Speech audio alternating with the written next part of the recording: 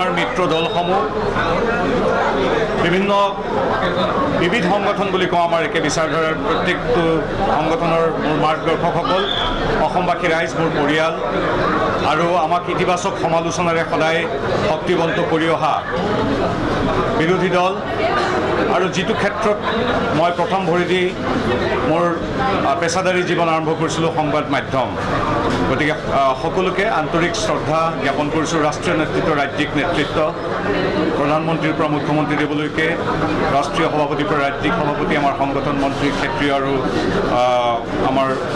প্ৰান্তীয় লগতে ৰাষ্ট্ৰীয় উপ সভাপতি তথা আমাৰ অসমৰ প্ৰভাৰী সহপ্ৰভাৰী ৰাষ্ট্ৰীয় সাধাৰণ সম্পাদক প্ৰত্যেকগৰাকী ব্যক্তি নাম কোৱাটো এতিয়া সম্ভৱ নহয় আৰু মোৰ সতীৰ্থসকল বিশেষকৈ বিগত সময়ছোৱাত আমি একেলগে কাম কৰা মিডিয়াৰ প্ৰত্যেকগৰাকী ব্যক্তি মুখপাত্ৰসকল আৰু মই যিহেতু ছ'চিয়েল মিডিয়াৰ বৰ্তমানো ৰাজ্যিক প্ৰভাৰী বিপদৰ সময়তো একেলগে হাতে হাত ধৰি ছ'চিয়েল মিডিয়াত আমাক সহযোগ কৰি অহা মোৰ ছ'চিয়েল মিডিয়াৰ প্ৰতিগৰাকী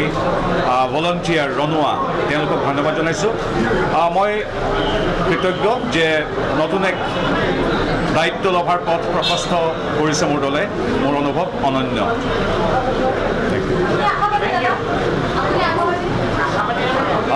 নিশ্চয় মই ভাবোঁ যে আমাৰ দুইগৰাকী প্ৰাৰ্থী নিশ্চিতভাৱে জয়ী হ'ব ধন্যবাদ